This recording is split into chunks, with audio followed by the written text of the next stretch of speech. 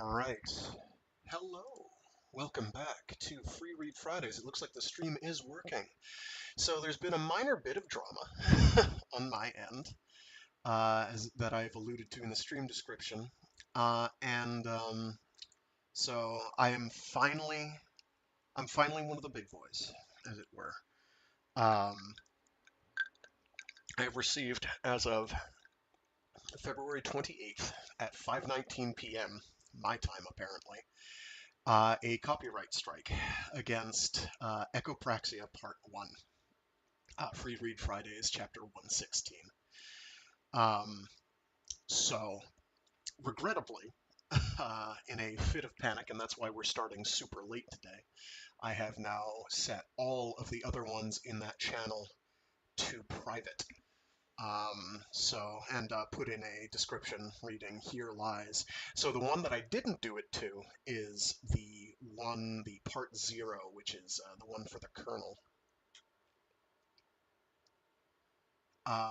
Which is it's sort of a mid-quell story between Blindsight and Echopraxia that tells you what Siri Keaton's dad was up to. Or as you learn, who was Siri Keaton's dad.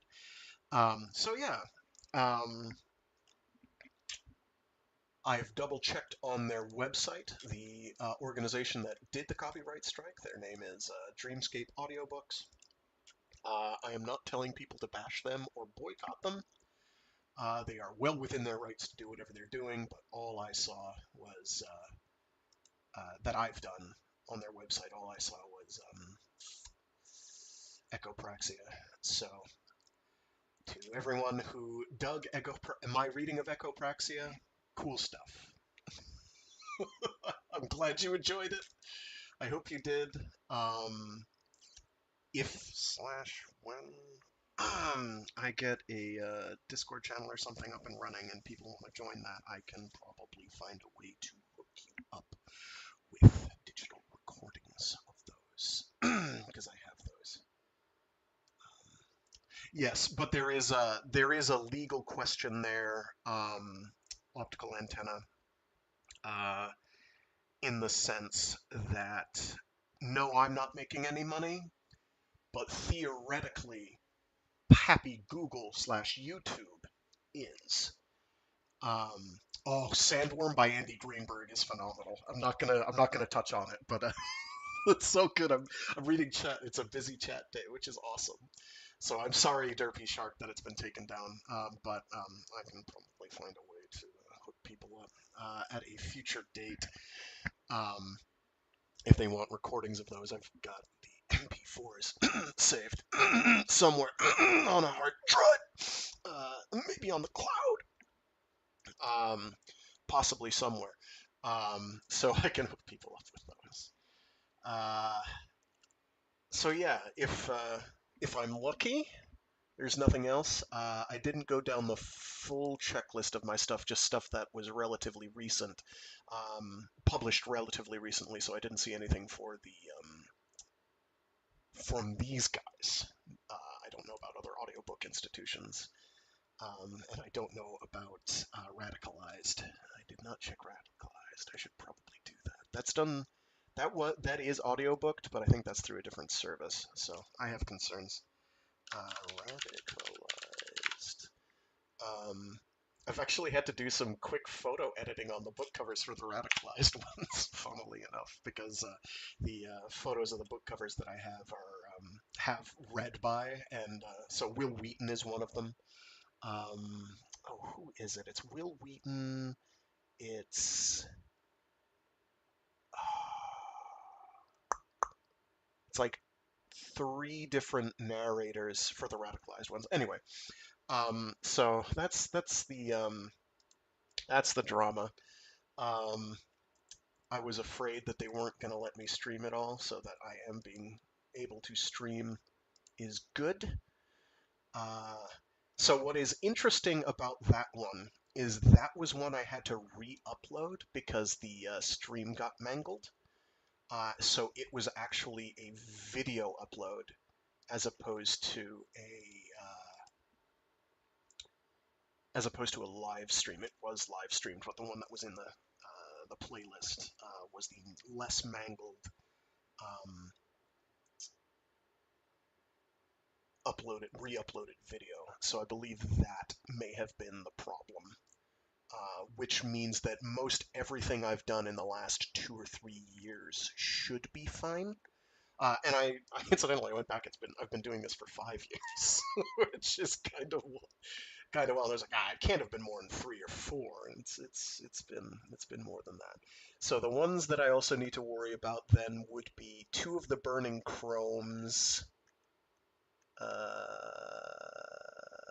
one of the installments of Brigands of the Moon.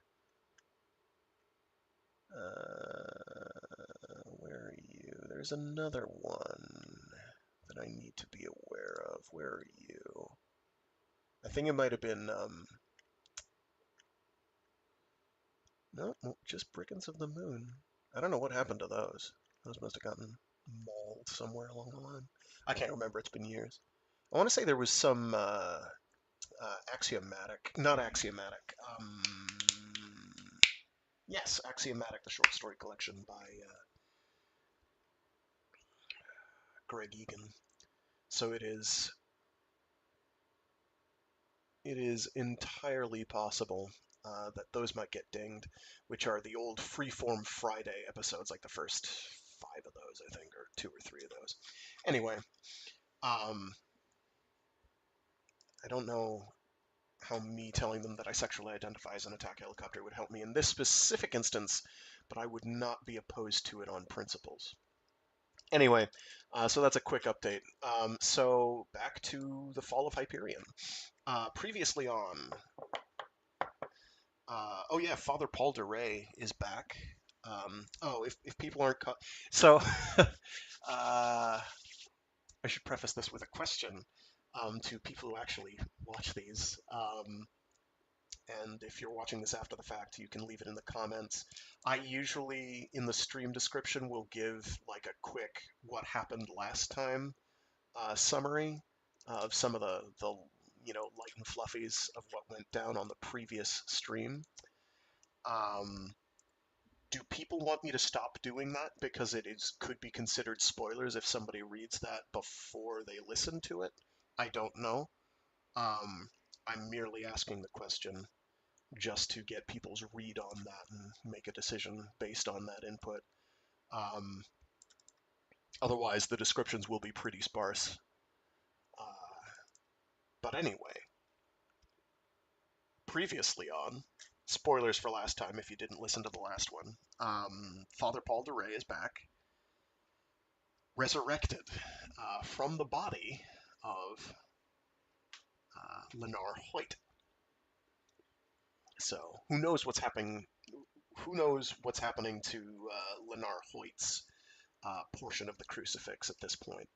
His crucifix. They have 2 between the 2 of them, which are now sharing a body and have been since really before the start of the narrative.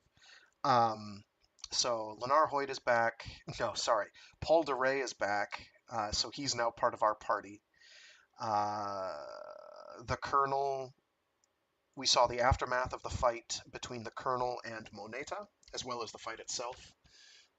So he's now been reunited with his long-lost lover / nemesis, and they both walked through a portal through time and/or space. You enjoy the recap because it lets you know that you've missed an episode and can go back and listen to it. That is good. Okay, so that is practical value. That's a vote in favor of keeping them. So what was the other? Oh, right.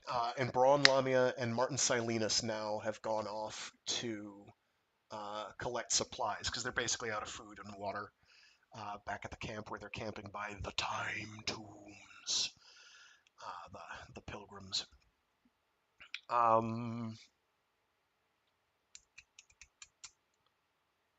Well, at least one of them is looking for resources. Martin Silenus has kind of just said, "Nah, I've gone off to I've come this far, but I'm gonna do a little writing." I think that's pretty much got us caught up. These are mostly shorter. This one's going to be a short one. I know I started super late, and I apologize. But it is what it is. I had a good excuse this time. I swear. I swear. Um, Fair warning, there might be some screaming this installment. I'm gonna leave it at that. Oh yeah, the Shrike is omnipresent. The Shrike is so the Shrike's actually a really interesting case, and I'm gonna probably do a little talking about the Shrike after we're done. Um, I think anybody who's read it before has some idea of what's going on there. If you haven't read through it before, the Shrike's position in all this is awfully confusing. Um, and there are good reasons for that. Partly due to deliberate obfuscation on the part of the author, partly due to incredible spoilers that I'm not going to touch on at this point. But you may well have put it together already. Those of you who are extremely savvy about certain things may have already put it together. Certainly, I didn't until the book was until I was done reading the book for like the second time. It was like, oh, that's what's going on. Okay. And then Endymion makes it fairly clear. So it is what it is. Anyway, I'm going to get started. Sorry again about the super late start. Sorry that this one's going to be shorter. And sorry to everyone who was looking forward to listening to the Echopraxia ones or didn't have the opportunity to listen to my reading of Echopraxia. When the law kicks in, when the man shows up, you either capitulate. I mean, I could contest it. I don't know what I'd tell them at that point. Would I be like, oh, well,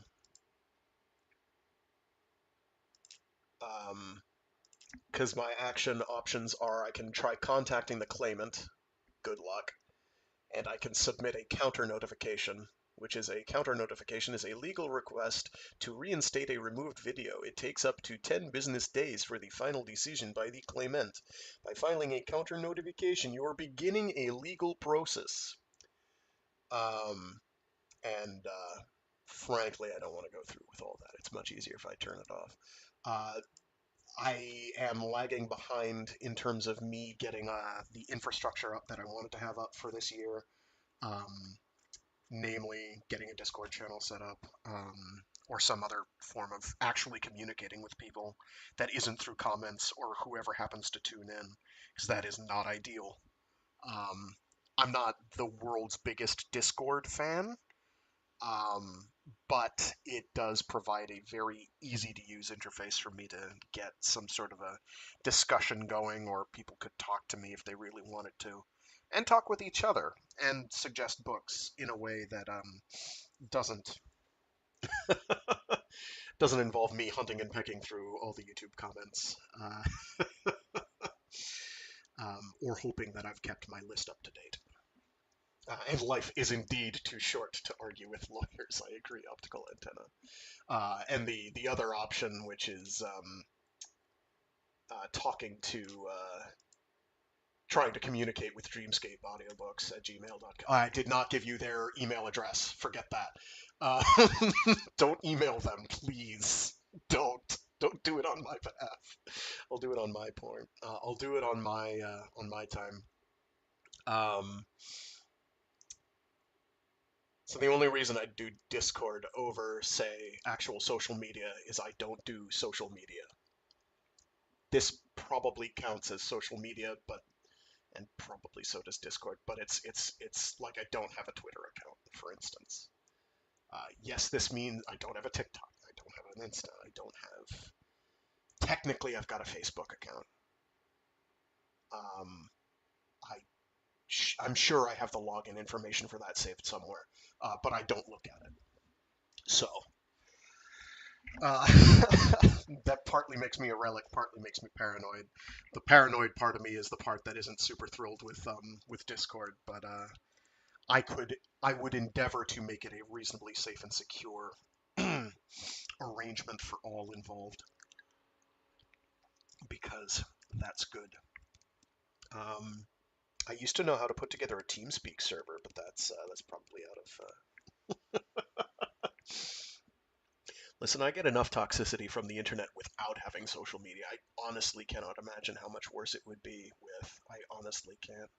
I see other people suffering, and I say to myself, I don't need that. I don't need it. Uh, anyway, that's enough blather from me. That has been about half an hour of yammer, 20 minutes of yammering. Let's get cracking and enjoy a fun book. Um, in The Fall of Hyperion by Dan Simmons.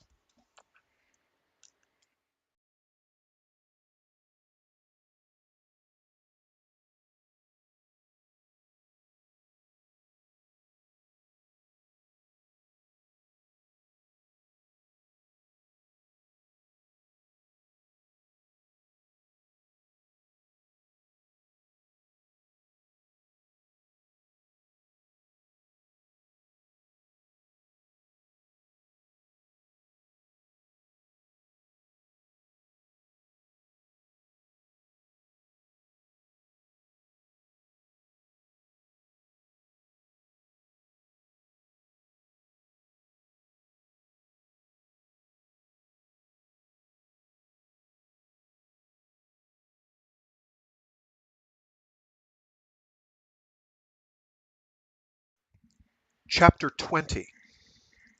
Duray all but collapsed while they were eating lunch from the last two ration packs. Saul and the consul carried him up the Sphinx's wide stairway into the shade. The priest's face was as white as his hair. He attempted a smile as Saul lifted a water bottle to his lips. "All of you accept the fact of my resurrection rather easily," he said, wiping the corners of his mouth with a finger. The consul leaned back against the stone of the Sphinx. "I saw the cruciforms on Hoyt, the same as you wear now." "And I believed his story. Your story," said Saul. He passed the water to the consul. Duray touched his forehead. "I've been listening to the comlog discs. The stories, including mine, are incredible."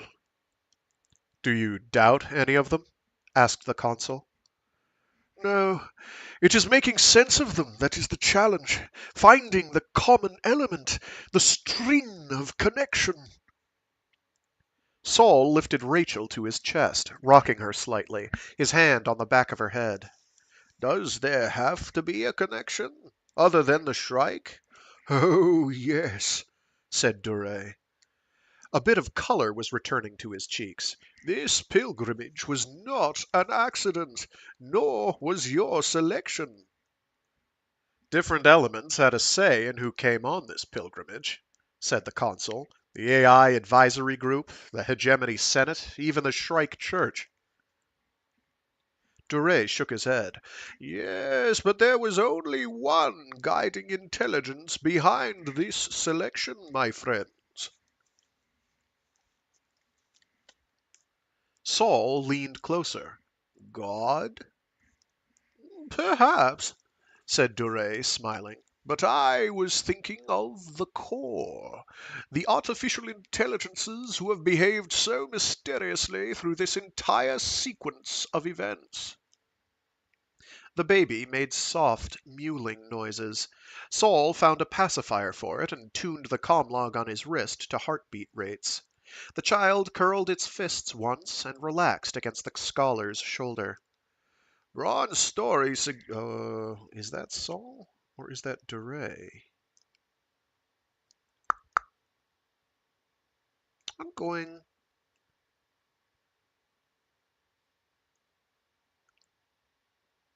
I don't actually know.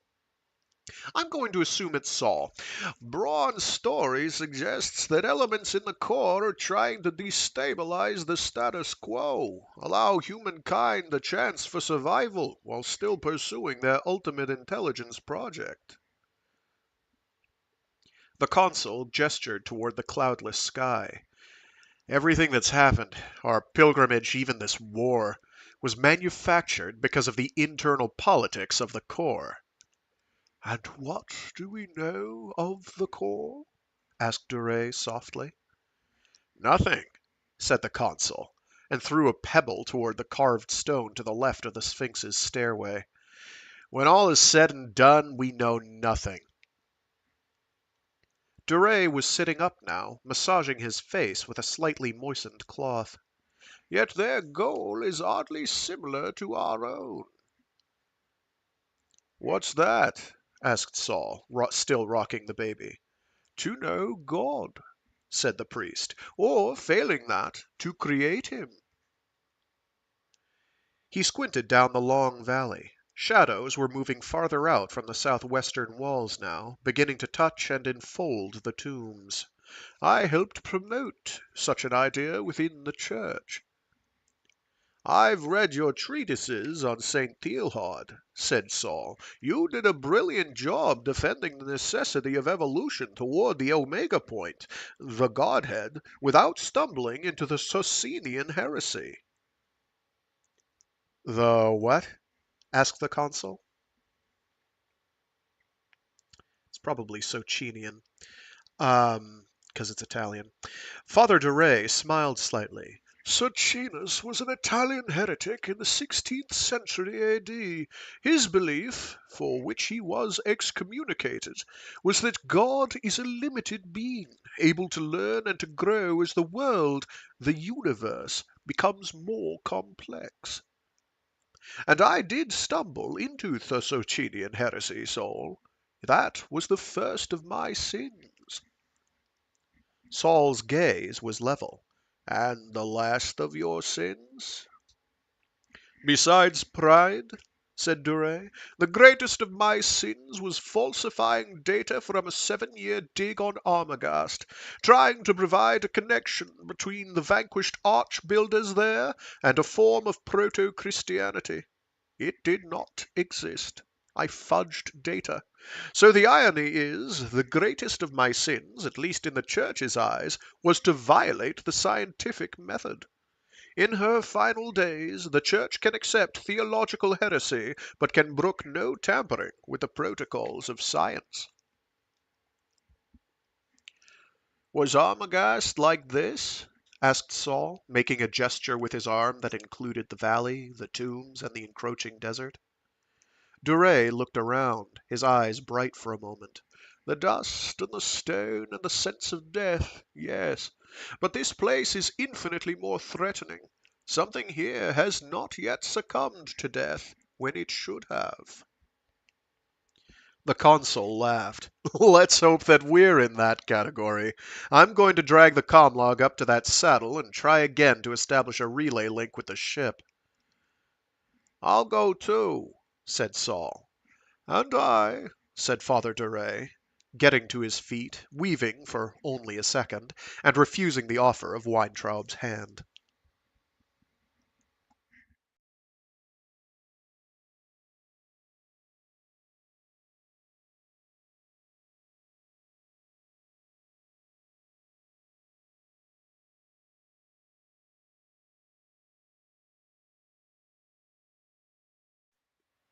The ship did not respond to queries. Without the ship, there could be no fat line relay to the Ousters, the web, or anywhere else beyond Hyperion. Normal comm bands were down. Could the ship have been destroyed? Saul asked the consul. No, the message is being received, just not responded to. Gladstone still has the ship in quarantine. Saul squinted out over the barrens to where the mountains shimmered in the heat haze. Several clicks closer, the ruins of the City of Poets rose jaggedly against the skyline. Just as well, he said. We have one Deus Ex Machina too many as it is. Paul Duray began to laugh then, a deep, sincere sound, and stopped only when he began coughing and had to take a drink of water. What is it? Asked the consul. The Deus Ex Machina, what we were talking about earlier.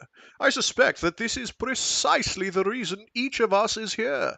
Poor Lenar with his Deus in the Machina of the cruciform.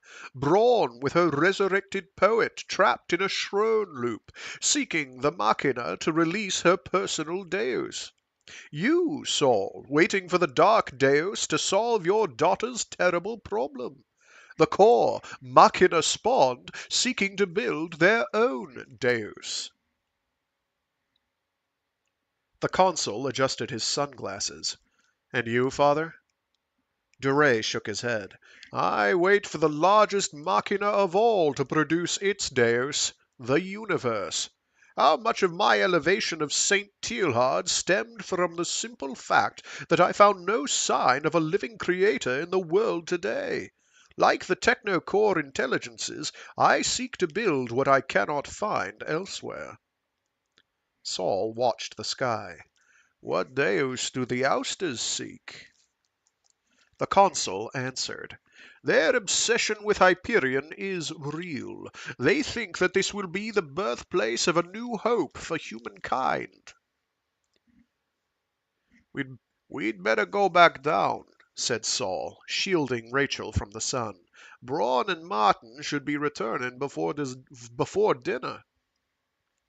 But they did not return before dinner. Nor was there any sign of them by sunset. Every hour the consul walked to the valley entrance, climbed a boulder, and watched for movement out among the dunes and a boulder field. There was none. The consul wished that Cassad had left a pair of his powered binoculars. Even before the sky faded to twilight, the bursts of light across its zenith announced the continuing battle in space. The three men sat on the highest step of the Sphinx's staircase and watched the light show, slow explosions of pure white, dull red blossoms, the sudden green and orange streaks which left retinal echoes. Who's winning, do you think? Said Saul. The consul did not look up. It doesn't matter. Do you think we should sleep somewhere other than the Sphinx tonight? Wait at one of the other tombs? I can't leave the Sphinx, said Saul. You're welcome to go on. Duray touched the baby's cheek. She was working on the pacifier, and her cheek moved against his finger. How old is she now, Saul? 2 days, almost exactly. She would have been born about 15 minutes after sunset at this latitude, Hyperion time. I'll go up and look one last time, said the consul. Then we'll have to build a bonfire or something to help them find their way back. The consul had descended half the steps toward the trail when Saul stood and pointed. Not toward where the head of the valley glowed in low sunlight, but the other way, into the shadows of the valley itself. The consul stopped, and the other 2 men joined him. The consul reached into his pocket and removed the small neural stunner Cassad had given him several days earlier. With Lamia and Cassad gone, it was the only weapon they had. Can you see? Whispered Saul.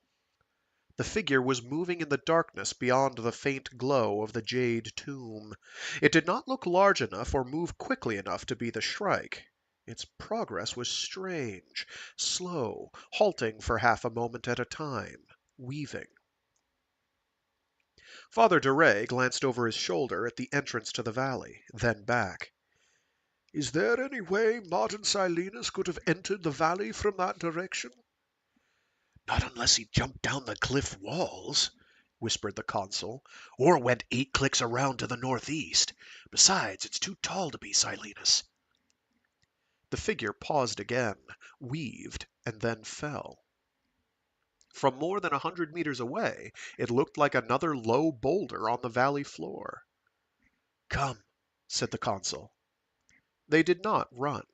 The consul led the way down the staircase, stunner extended, set for 20 meters, although he knew the neural effect would be minimal at that range. Father Duray walked close behind, holding Saul's child while the scholar hunted for a small rock to carry. David and Goliath, asked Dure when Saul came up with a palm-sized stone and set it in a fiber plastic sling he had cut from the package wrap that afternoon. The scholar's sunburned face above the beard turned a darker color. Something like that. Here, I'll take Rachel back. I enjoy carrying her, and if there's any fighting to be done, better the two of you have free hands. Saul nodded and closed the gap to walk side by side with the consul, the priest and the child a few paces behind. From 15 meters away it became obvious that the fallen figure was a man, a very tall man, wearing a rough robe and lying face down in the sand. "Stay here," said the consul, and ran. The others watched while he turned over the body, set his stunner back in his pocket, and removed a water bottle from his belt.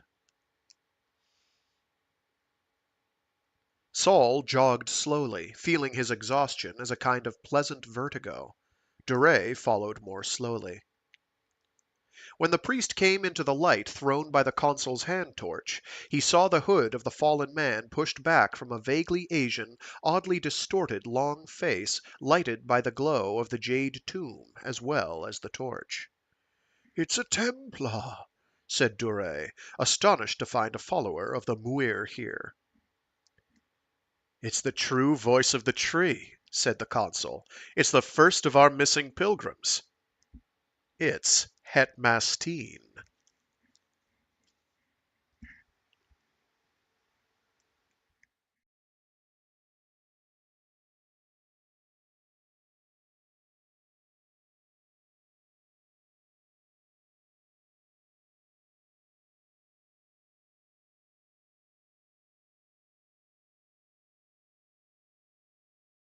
Chapter 21. Martin Silenus had worked all afternoon on his epic poem, and only the dying of the light made him pause in his efforts. He had found his old workroom pillaged, the antique table missing. Sad King Billy's palace had suffered the worst of time's insults, with all windows broken, miniature dunes drifted across discolored carpets once worth fortunes, and rats and small rock eels living between the tumbled stones. The apartment towers were homes for the doves and hunting falcons gone back to the wild. Finally, the poet had returned to the common hall under the great geodesic dome of its dining room to sit at a low table and write. Dust and debris covered the ceramic floor, and the scarlet tones of desert creeper all but obscured the broken panes above, but Silenus ignored these irrelevancies and worked on his cantos. The poem dealt with the death and displacement of the Titans by their offspring, the Hellenic gods.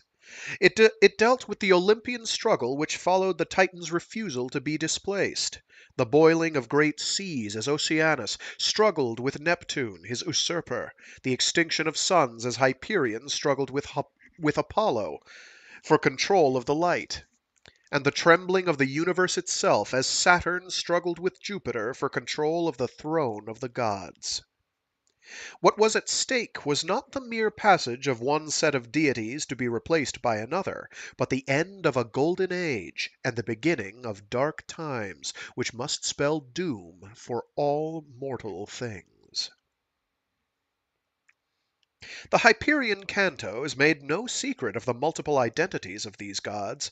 The Titans were easily understood to be the heroes of humankind's short history in the galaxy. The Olympian usurpers were the technocore AIs, and their battlefield stretched across the familiar continents, oceans, and airways of all the worlds in the web. Amidst all this, the monster Dis, son of Saturn but eager to inherit the kingdom with Jupiter, stalked its prey, harvesting both god and mortal. The cantos were also about the relationship between creatures and their creators, the love between parent and children, artists and their art, all creators and their creations. The poem celebrated love and loyalty, but teetered on the brink of nihilism with its constant thread of corruption through love of power, human ambition, and intellectual hubris. Martin Silenus had been working on his cantos for more than 2 standard centuries. His finest work had been done in these surroundings. The abandoned city, the desert winds whining like an ominous Greek chorus in the background, the ever-present threat of the Shrike's sudden interruption. By saving his own life, by leaving, Silenus had abandoned his muse and condemned his pen to silence. Beginning work again, following that sure trail, that perfect circuit which only the inspired writer has experienced, Martin Silenus felt himself returning to life. Veins opening wider, lungs filling more deeply, tasting the rich light and pure air without being aware of them, enjoying each stroke of antique pen across parchment, the great heap of previous pages stacked around on the circular table, chunks of broken masonry serving as paperweights, the story flowing freely again, immortality beckoning with each stanza, each line. Silenus had come to the most difficult and exciting part of the poem, the scenes where conflict has raged across 1,000 landscapes, entire civilizations have been laid waste, and representatives of the Titans call pause to meet and negotiate with the Olympians' humorless heroes. On this broad landscape of his imagination strode Saturn, Hyperion, Cottus, Iapetus, Oceanus, Briareus, Mimas, Porphyrion, Enceladus, Rhotus, and others. Their equally titanic sisters Tethys, Phoebe, Thea, and Clymene. And opposite them the doleful countenances of Jupiter, Apollo, and their ilk. Silenus did not know the outcome of this most epic of poems. He lived on now only to finish the tale, and had done so for decades. Gone were the dreams of his youth of fame and wealth from apprenticing himself to the Word. He had gained fame and wealth beyond measure, and it had all but killed him, had killed his art. And although he knew that the cantos were the finest literary work of his age, he wanted only to finish it, to know the outcome himself, and to set each stanza, each line, each word in the finest, clearest, most beautiful form possible. Now he wrote feverishly, almost mad with desire to finish what he had long thought unfinishable. The words and phrases flew from his antique pen to the antiquated paper. Stanzas leaped into being with no effort. Cantos found their voice and finished themselves with no need for revision, no pause for inspiration. The poem unfolded with shocking speed, astounding revelations, heart-stopping beauty in both word and image. Under their flag of truce, Saturn and his usurper, Jupiter, faced each other across a treaty slab of sheer-cut marble. Their dialogue was both epic and simple, their arguments for being, their rationale for war creating the finest debate since, Thucydides. Oh my gosh. I don't actually know how to pronounce this. Thucydides. Thucydides? Thucydides. Let's go with that. Well, it could be a hard C. If it's Old Latin, it could be a hard C. Thucydides? Whatever. I took Latin. It's been decades now, but I did take a course in Latin. It was not great. Not the language. The language is fine. The course. Their dialogue was both epic and simple, their arguments for being, their rationale for war creating the finest debate since Thucydides' Melian dialogue. Suddenly, something new, something totally unplanned by Martin Silenus in all of his long hours of musing without his muse, entered the poem. Both of the kings of the gods expressed fear of some third usurper, some terrible force that threatened the stability of either of their reigns. Silenus watched in pure astonishment as the characters he had created through thousands of hours of effort defied his will and shook hands across the marble slab, setting an alliance against... Against what? The poet paused, the pen stopping, as he realized that he could barely see the page. He had been writing in half darkness for some time, and now full darkness had descended. Silenus returned to himself in that process of allowing the world to rush in once more, much like the return to the senses following orgasm. Only the descent of the writer to the world was more painful as he or she returned, trailing clouds of glory which quickly dissipated in the mundane flow of sensory trivia. Silenus looked around. The great dining hall was quite dark except for the fitful glow of starlight and distant explosions through the panes and ivy above. The tables around him were mere shadows, the walls 30 meters away in all directions, darker shadows laced through with the varicose darkness of desert creeper. Outside the dining hall, the evening wind had risen, its voices louder now, contralto and soprano solos being sung by cracks in the jagged rafters and rents in the dome above him. The poet sighed. He had no hand torch in his pack. He had brought nothing but water and his cantos. He felt his stomach stir in hunger. Where was that goddamn Brawne Lamia? But as soon as he thought of it, he realized that he was pleased that the woman had not returned for him. He needed to stay in solitude to finish the poem.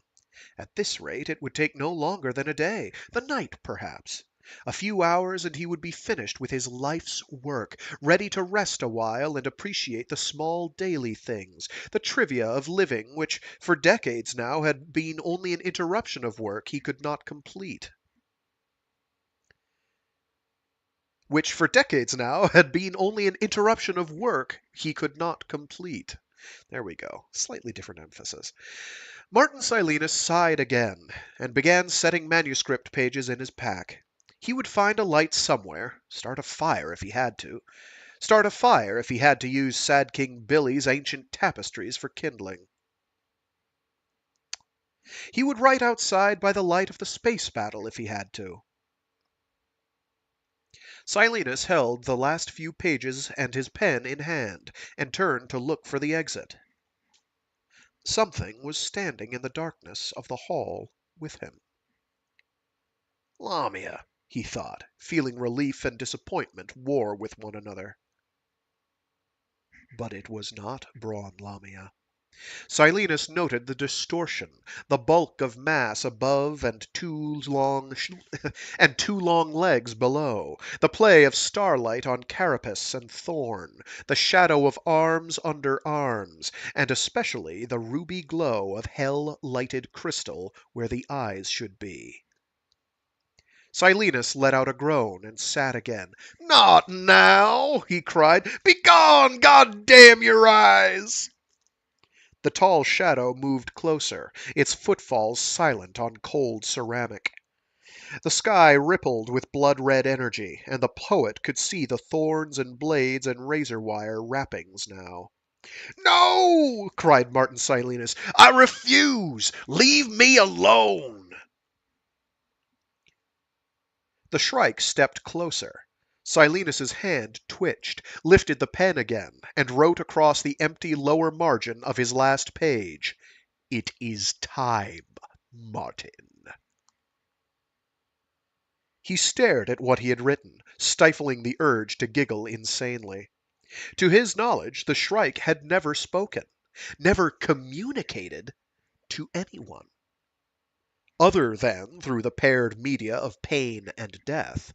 "No!" he screamed again. "I have work to do! Take someone else, God damn you!" The Shrike took another step forward. The sky pulsed with silent plasma explosions, while yellows and reds ran down the creature's quicksilver chest and arms like spilled paints. Martin Silenus's hand twitched, wrote across his earlier message, "It is time now, Martin."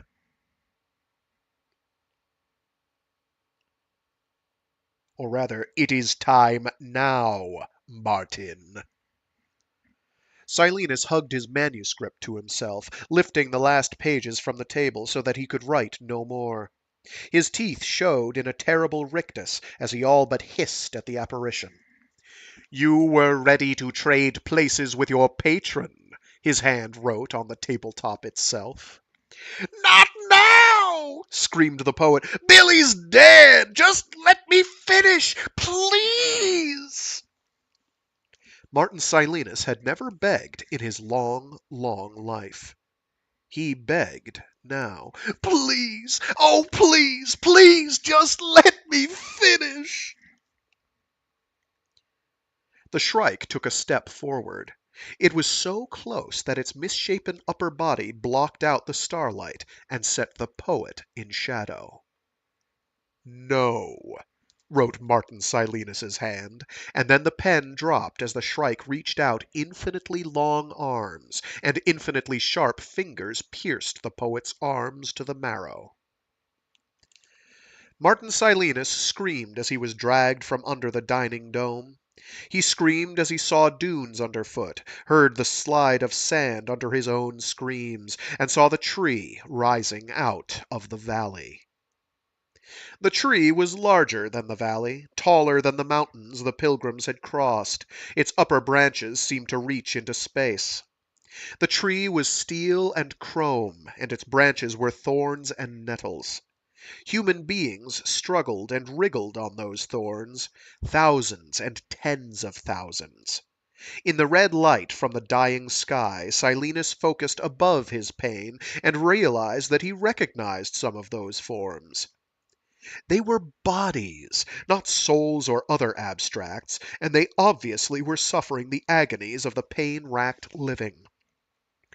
"It is necessary," wrote Silenus's own hand against the unyielding cold of the shrike's chest. Blood dripped on quicksilver and sand. "No!" screamed the poet. He beat his fists against scalpel blades and razor wire. He pulled and struggled and twisted even as the creature hugged him more closely, pulling him onto its own blades as if he were a butterfly being mounted, a specimen being pinned. It was not the unthinkable pain that drove Martin Silenus beyond sanity. It was the sense of irretrievable loss. He had almost finished it. He had almost finished it! "No!" screamed Martin Silenus, struggling more wildly until a spray of blood and screamed obscenities filled the air. The shrike carried him toward the waiting tree. In the dead city, screams echoed for another minute, growing fainter and farther away. Then there was a silence broken only by the doves returning to their nests, dropping into the shattered domes and towers with a soft rustle of wings. The wind came up, rattling loose perspex panes and masonry, shifting brittle leaves across dry fountains, finding entrance through the broken panes of the dome and lifting manuscript pages in a gentle whirlwind, some pages escaping to be blown across the silent courtyards and empty walkways and collapsed aqueducts.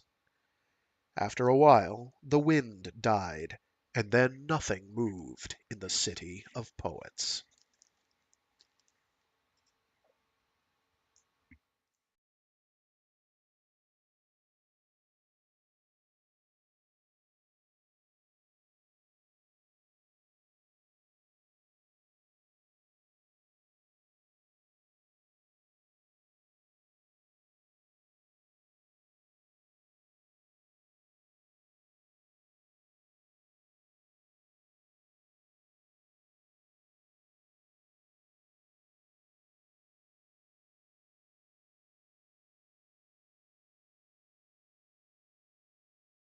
Chapter 22. Brawne Lamia found her 4-hour walk turning into a 10-hour nightmare. First, there was the diversion to the dead city and the difficult choice of leaving Silenus behind. She did not want the poet to stay there alone. She did not want to force him to go on, nor to take the time for a return to the tombs. As it was, the detour along the ridgeline cost her an hour of travel time. Crossing the last of the dunes and the rock barrens was exhausting and tedious. By the time she reached the foothills, it was late afternoon, and the keep was in shadow. It had been easy descending the 661 stone stairs from the keep 40 hours earlier. The ascent was a test even of her loosest the ascent was a test of even her loosest bred muscles. As she climbed, the air grew cooler, the view more spectacular, until by the time she was 400 meters above the foothills, she was no longer perspiring, and the valley of the Time Tombs was in sight once again. Only the tip of the crystal monolith was visible from this angle, and that as an irregular glimmer and flash of light. She stopped once to make sure that it was not truly a message being flashed, but the glimmers were random, merely a panel of crystal catching the light as it dangled from the broken monolith. Just before the last 100 stairs, Lamia tried her comlog again. The comm channels were the usual hash and nonsense, presumably distorted by the time tides, which broke down all but the closest of electromagnetic communications. A comm laser would have worked. It seemed to work with the console's antique comlog relay. But besides that single machine, they had no comm lasers now that Cassad had disappeared. Lamia shrugged and climbed the final stairs. Kronos Keep had been built by Sad King Billy's androids. Never a true keep, it had been intended as a resort, travel-in, and artists' summer haven. After the evacuation of the City of Poets, the place had remained empty for more than a century, visited by only the most daring of adventurers. With the gradual waning of the Shrike menace, tourists and pilgrims had begun to use the place, and eventually the Church of the Shrike reopened it as a necessary stop on the annual Shrike pilgrimage. Some of its rooms, carved deepest in the mountain or atop the least accessible of turrets, had been rumored to be the site of arcane rituals and elaborate sacrifices to that creature the Shrike cultists called the Avatar. With the imminent opening of the tombs, wild irregularities of the time tides, and evacuation of the northern reaches, Kronos Keep had again fallen silent. And so it was when Brawne Lamia returned. The desert and dead city were still in sunlight. The desert and dead city were still in sunlight, but the keep was in twilight as Lamia reached the bottom terrace, rested a moment, found her flashlight in her smallest pack, and entered the maze. The corridors were dark. The corridors. I find it inordinately difficult to say that word. I don't know why, but that word throughout the last couple years has been the trickiest one I've had to deal with. Mostly because it's everywhere and it's easy to slur it so it isn't recognizable. Oh my god, going through starfish? Starfish? Oh my god, the word corridor pops up like every other page. It's nuts how often that word popped up in Starfish. It drove me crazy. I'm sorry. Uh, He's just being salty and venting. Where were we? Ah, yes, corridor. I mean, how often do Amerikanskis use the word corridor? Corridor. Don't do this. Oh, that reminds me of this poem. What is that poem called? Basically, it's a poem about somebody. If you repeat a word often enough, it'll turn into another word entirely. Anyway, like snark and pobble, or something as arcane as Leviathan. That's gonna bug me. Where were we? Right. The desert and dead city were still in sunlight, but the keep was in twilight as Lamia reached the bottom terrace, rested a moment, found her flashlight in her smallest pack, and entered the maze. The corridors were dark. During their stay there 2 days earlier, Cassad had explored and announced that all power sources were down for good. Solar converters shattered, fusion cells smashed, and even the backup of batteries broken and strewn about the cellars. Lamia had thought of that a score of times as she hiked up the 603 score stairs, glowering at the elevator nacelles frozen on their rusted vertical tracks. The larger halls, designed for dinners and gatherings, were just as they had left them, strewn with the desiccated remains of abandoned banquets and the signs of panic. There were no bodies, but browning streaks on stone walls and tapestries suggested an orgy of violence not too many weeks before. Lamia ignored the chaos, ignored the harbingers, great black birds with obscenely human faces, taking wing from the central dining hall, and ignored her own fatigue as she climbed the many levels to the storeroom where they had camped. Stairways grew inexplicably narrower, while pale light through colored glass cast sickly hues. Where the panes were shattered or absent, gargoyles peered in as if frozen in the act of entering. A cold wind blew down from the snowy reaches of the bridle range and made Lamia shiver under her sunburn. The packs and extra belongings were where they had left them, in the small storeroom high above the central chamber. Lamia checked to make sure that some of the boxes and crates in the room contained non-perishable food items, and then she went out onto the small balcony where Lenar Hoyt had played his balalaika so few hours, such an eternity, ago. The shadows of the high peaks stretched kilometers across the sand, almost to the dead city. The valley of the time tombs and the jumbled wastes beyond still languished in evening light, boulders and low rock formations throwing a jumble of shadows. Lamia could not make out the tombs from here, although an occasional glimmer still sparkled from the monolith. She tried her comlog again, cursed it when it gave her only static and background garble, and then went back in to choose and load her supplies. She took 4 packs of basics wrapped in flow foam and molded fiberplastic. There was water in the keep. The troughs from the snowmelt far above were a technology which could not break down. And she filled all of the bottles she had brought and searched for more. Water was their most serious need. She cursed Silenus for not coming with her. The old man could have carried at least half a dozen water bottles. She was ready to leave when she heard the noise.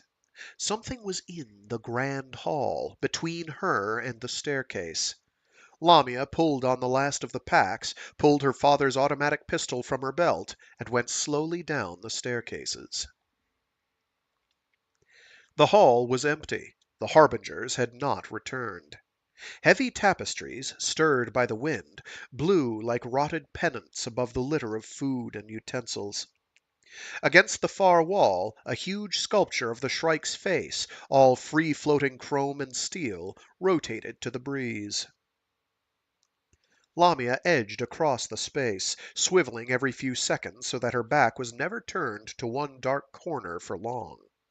Suddenly a scream froze her in her tracks. It was not a human scream.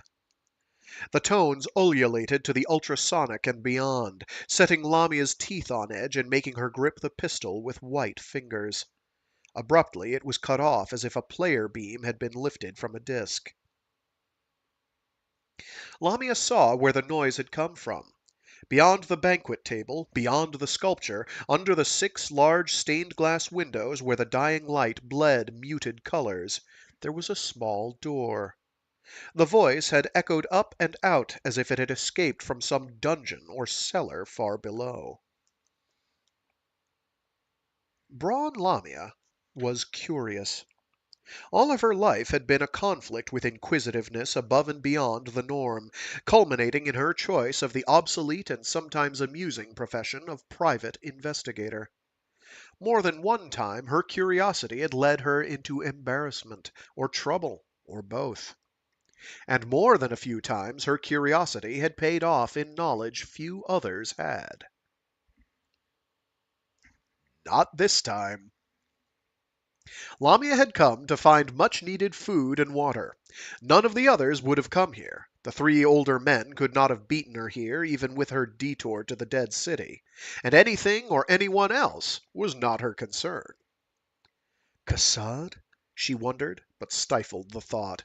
The sound had not come from the throat of the Force colonel. Brawne Lamia backed away from the door, keeping her pistol ready, found the steps to the main levels, and descended carefully, moving through each room with as much stealth as is possible while carrying 70 kilos of goods and more than a dozen water bottles. She caught a glimpse of herself in a faded glass on the I somehow just skipped half a line after I hit that word. She caught a glimpse of herself in a faded glass on the lowest level, squat body poised, pistol raised and swiveling, a great burden of packs tottering on her back and dangling from broad straps, bottles and canteens clanking together. Lamia did not find it amusing. She breathed a sigh of relief when she was out on the lowest terrace, out in the cool, thin air, and ready to descend once again. She did not need her flashlight yet. An evening sky suddenly filled with lowering clouds shed a pink and amber light on the world, illuminating even the keep and the foothills below in its rich glow. She took the steep stairs 2 at a time, her powerful leg muscles aching before she had reached halfway. She did not tuck the gun away, but kept it ready should anything descend from above or appear in an aperture in the rock face.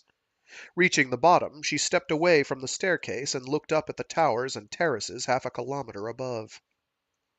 Rocks were falling toward her.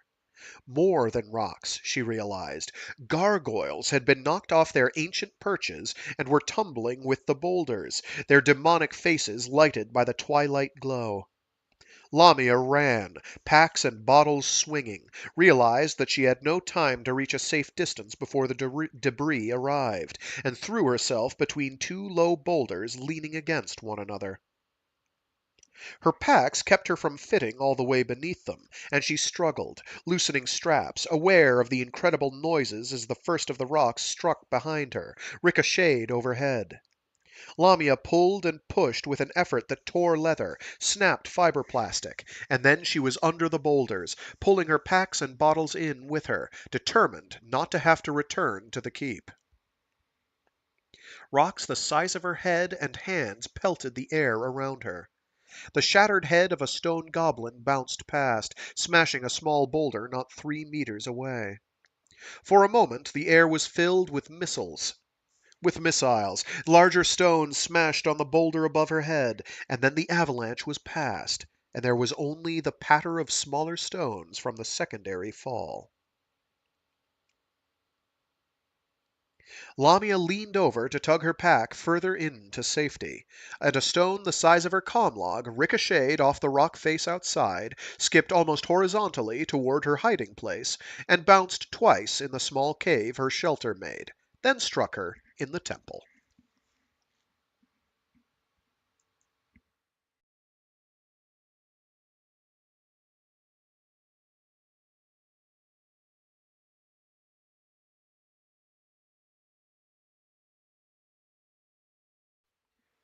Lamia awoke with an old person's groan.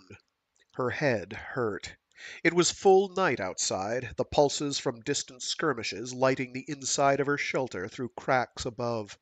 She raised fingers to her temple and found caked blood along her cheek and neck. She pulled herself out of the crevice, struggling over the tumble of new fallen rocks outside, and sat a moment, head lowered, resisting the urge to vomit. Usually a bad sign. Concussion! Her packs were intact, and only 1 water bottle had been smashed. She found her pistol where she had dropped it in the small space not littered with smashed rocks. The stone outcrop on which she stood had been scarred and slashed by the violence of the brief avalanche. Lamia queried her comlog. Less than an hour had elapsed. Nothing had descended to carry her away or slit her throat while she lay unconscious. She peered one last time at the ramparts and balconies, now invisible far above her, dragged her gear out, and set off down the treacherous stone path at double time.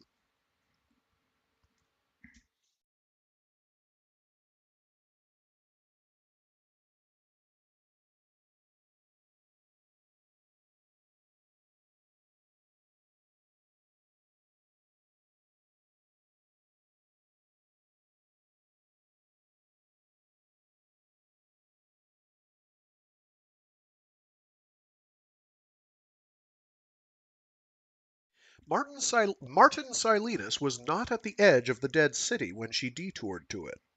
Somehow she had not expected him to be, although she hoped he had merely gotten tired of waiting and had walked the few kilometers to the valley.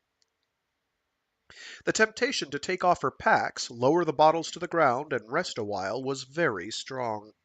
Lamia resisted it. Her small automatic in her hand, she walked through the streets of the dead city. The explosions of light were enough to guide her way. The poet did not respond to her echoing shouts, although hundreds of small birds Lamia couldn't identify exploded into flight, their wings white in the darkness. She walked through the lower levels of the king's old palace, shouting up stairways, even firing her pistol once, but there was no sign of Silenus. She walked through courtyards beneath walls heavy laden with creeper vines, calling his name, hunting for some sign that he had been there. Once she saw a fountain that reminded her of the poet's tale, about the night sad King Billy disappeared, carried off by the shrike. But there were other fountains, and she could not be sure that this was the one. Lamia walked through the central dining hall under the shattered dome, but the room was dark with shadows. There was a sound, and she swiveled, pistol ready, but it was only a leaf or ancient sheet of paper blowing across ceramic. She sighed and left the city, walking easily despite her fatigue after days without sleep. There was no response to comlog queries, although she felt the déjà vu tug of the time tides, and was not surprised. The evening winds had eradicated any tracks Martin might have left on his return to the valley. The tombs were glowing again, Lamia noticed even before she reached the wide saddle at the entrance to the valley. It was not a bright glow, nothing to compare to the silent riot of light above, but each of the above-ground tombs seemed to be shedding a pale light, as if releasing energy stored during the long day. Lamia stood at the head of the valley and shouted, warning Saul and the others that she was returning. She would not have refused an offer to help with the packs for this last 100 meters. Lamia's back was raw, and her shirt was soaked with blood where the straps had cut into flesh. There was no answer to her cries. She felt her exhaustion as she slowly climbed the steps to the Sphinx, dropped her gear on the broad stone porch, and fumbled for her flashlight. The interior was dark. Sleeping robes and packs lay strewn about in the room where they had slept. Lamia shouted, waited for the echoes to die, and played her light around the room again. Everything was the same. No, wait, something was different. She closed her eyes and remembered the room as it had been that morning. The Mobius cube was missing. The strange energy-sealed box left behind by Het Mastine on the wind wagon was no longer in its place in the corner. Lamia shrugged and went outside. The Shrike was waiting. It stood just outside the door. It was taller than she had imagined, towering over her. Lamia stepped out and backed away, stifling the urge to scream at the thing. The raised pistol seemed small and futile in her hand. The flashlight dropped unheeded to the stone. The thing cocked its head and looked at her. Red light pulsed from somewhere behind its multifaceted eyes. The angles of its body and blades caught the light from above. "You son of a bitch," said Lamia, her voice level. "Where are they? What have you done with Saul and the baby? Where are the others?" The creature cocked its head the other way. Its face was sufficiently alien that Lamia could make out no expression there. Its body language communicated only threat. Steel fingers clicked open like retractable scalpels. Lamia shot it 4 times in the face, the heavy 16-millimeter slugs striking solidly and whining away into the night. "I didn't come here to die, you metallic motherfucker," said Lamia, took aim, and fired another 12 times, each slug striking home. Sparks flew. The Shrike jerked its head upright as if listening to some distant sound. It was gone. Lamia gasped, crouched, whirled around. Nothing. The valley floor glowed in starlight as the sky grew quiescent. The shadows were ink black but distant. Even the wind was gone. Brawne Lamia staggered over to her packs and sat on the largest one, trying to bring her heart rate down to normal. She was interested to find that she had not been afraid. Not really, but there was no denying the adrenaline in her system. Her pistol still in her hand, half a dozen bullets remaining in the magazine, and the propellant charge still strong, she lifted a water bottle and took a long drink. The Shrike appeared at her side. The arrival had been instantaneous and soundless. Lamia dropped the bottle, tried to bring the pistol around while twisting to one side. She might as well have been moving in slow motion. The Shrike extended its right hand, finger blades the length of darning needles caught the light, and one of the tips slid behind her ear, found her skull, and slipped inside her head with no friction, no pain beyond an icy sense of penetration.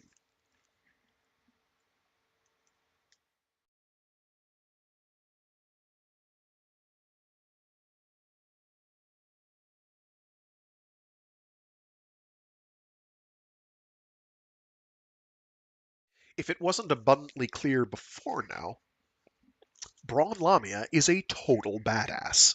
She's great.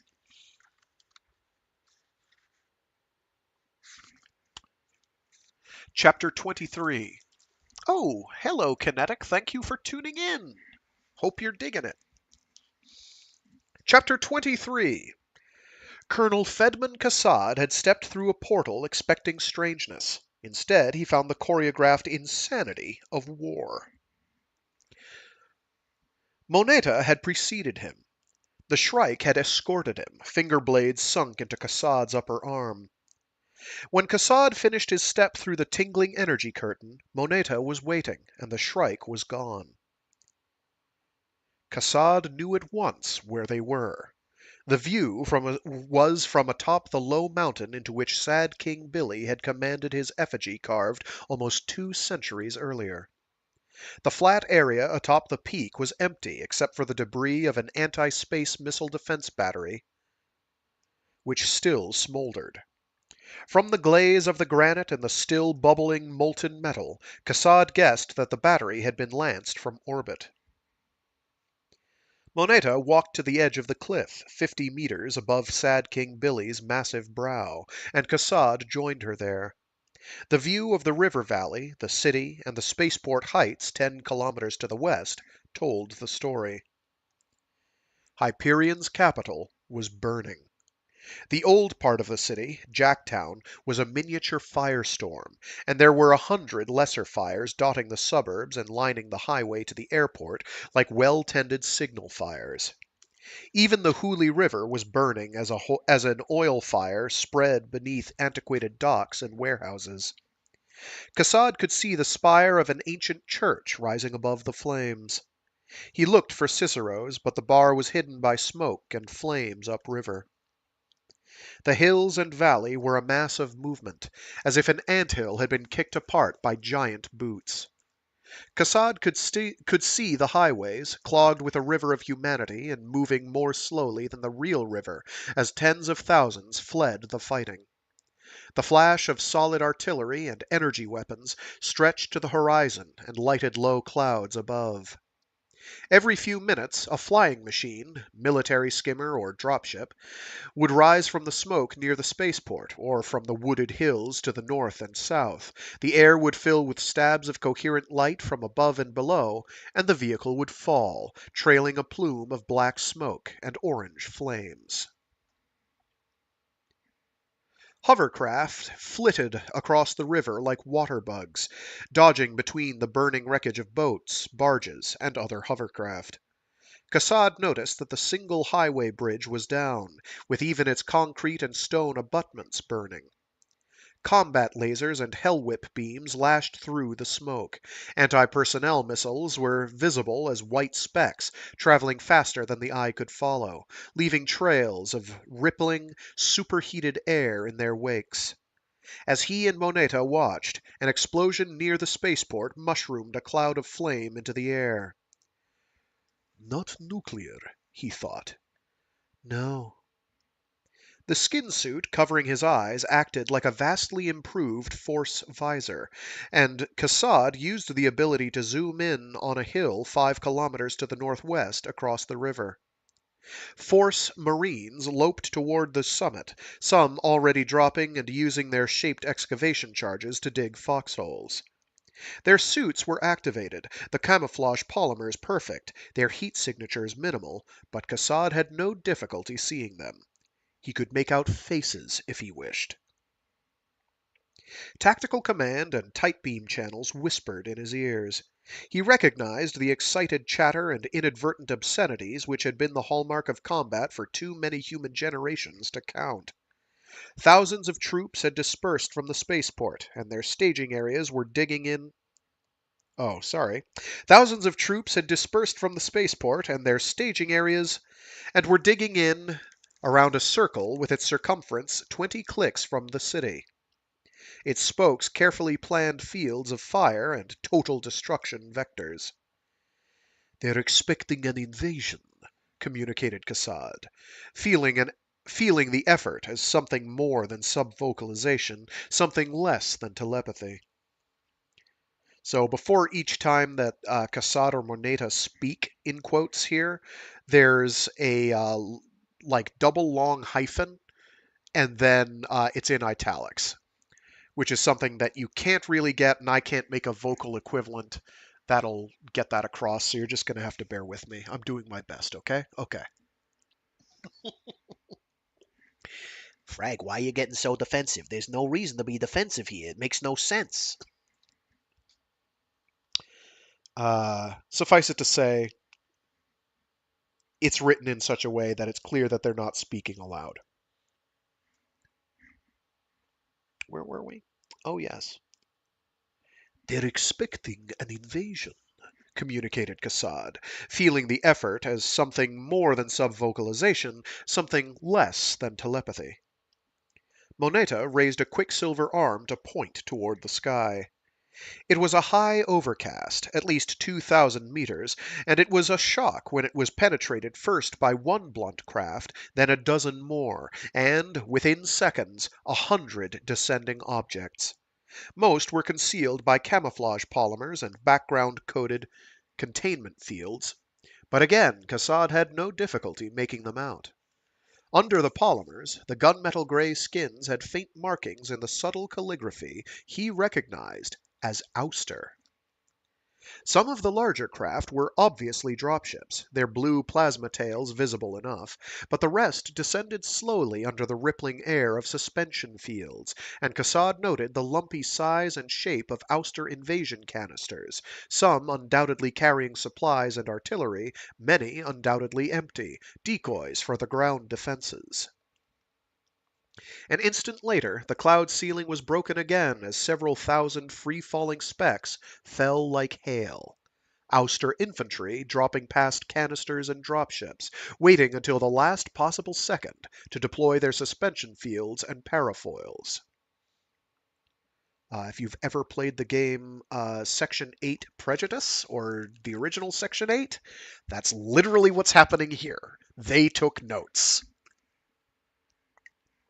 They read this and they were like, yeah, taking notes. Whoever the force commander was, he had discipline over both himself and his men. Ground batteries and the thousands of Marines deployed around the city ignored the easy targets of the dropships and canisters, then waited for the paratroops' arresting devices to deploy, some at little better than treetop height.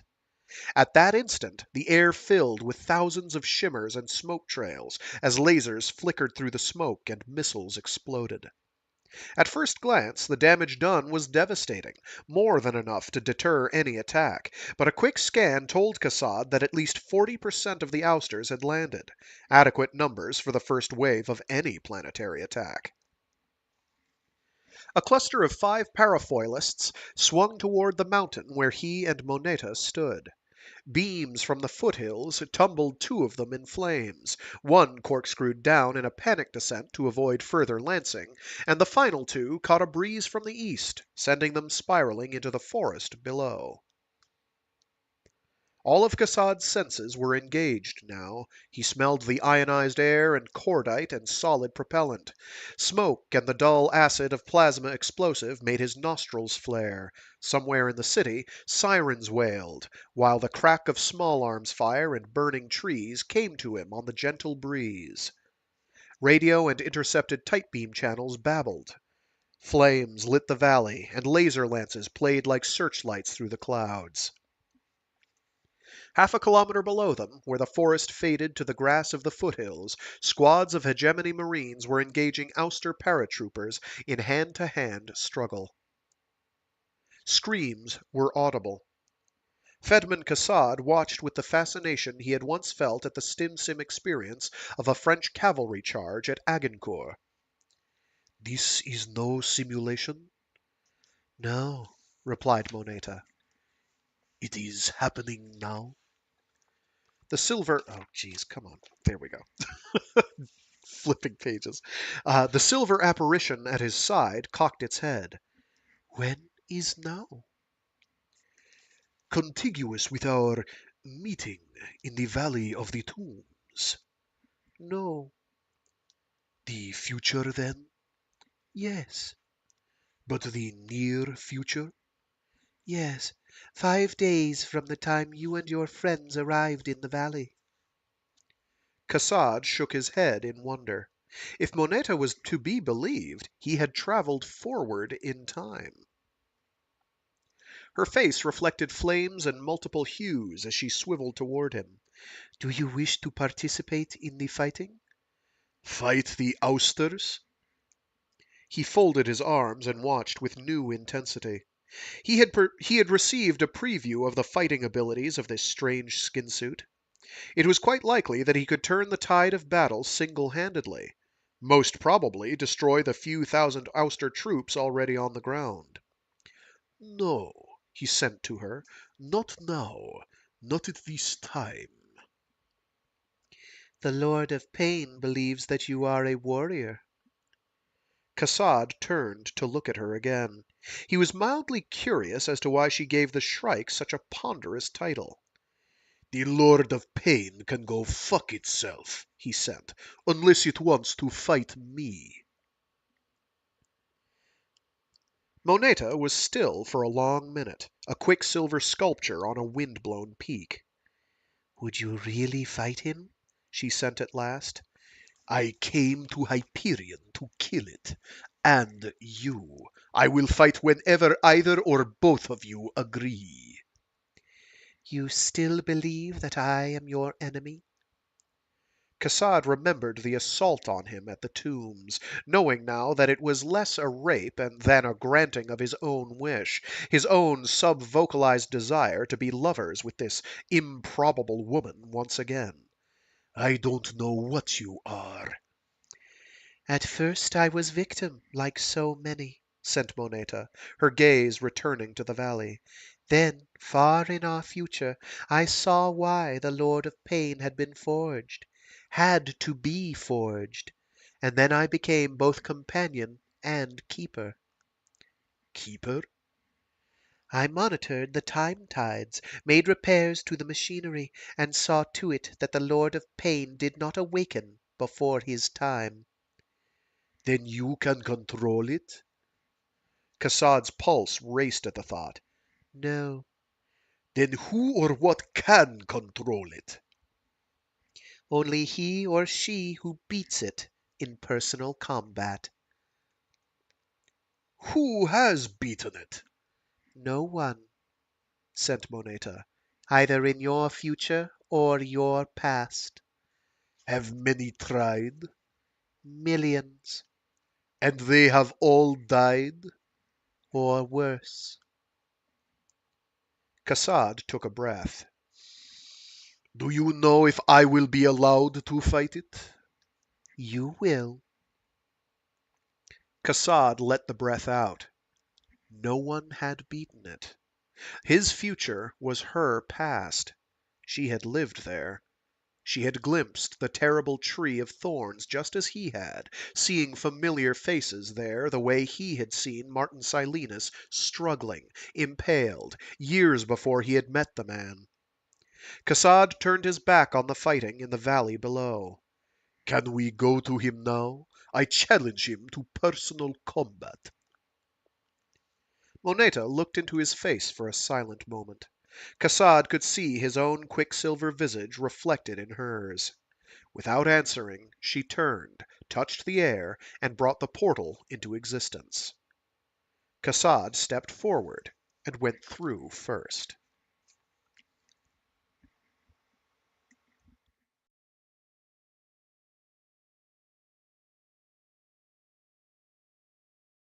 As people have probably twigged already. This is where the book starts really moving.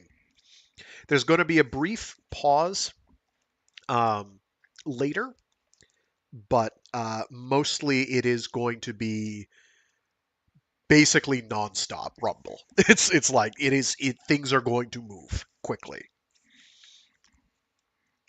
It's great. I love this book. It's great. It's so good.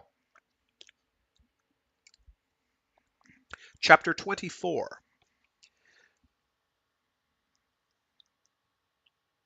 Let me just double check to make sure that this is not with an interview. It is not. Good. Okay. Chapter 24. Gladstone translated directly to Government House and swept into the Tactical Command Center with Leigh Hunt and half a dozen other aides in attendance. The room was packed. Morpurgo, Singh, Van Zite, and a dozen others represented the military, although Gladstone noticed that the young naval hero, Commander Lee, was absent. Most of the cabinet ministers were there, including Alan Imoto of Defense, Garion Persov of Diplomacy, and Barbara Dan Giddis of Economy. Senators were arriving even as Gladstone did, some of them looking as though they had just been awakened.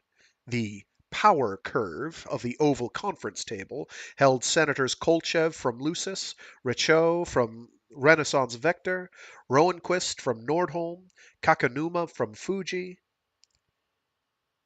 Sabenstoratham from Sol Draconi Septum, and Peters from Deneb Dry. President pro tem Denzel Hiat Amin sat with a befuddled expression, his bald head gleaming in the light from overhead spots, while his young counterpart, all things Speaker Gibbons, perched on the edge of his seat, hands on his knees, his posture a study in barely contained energy. Councillor Albedo's projection sat directly opposite Gladstone's empty chair.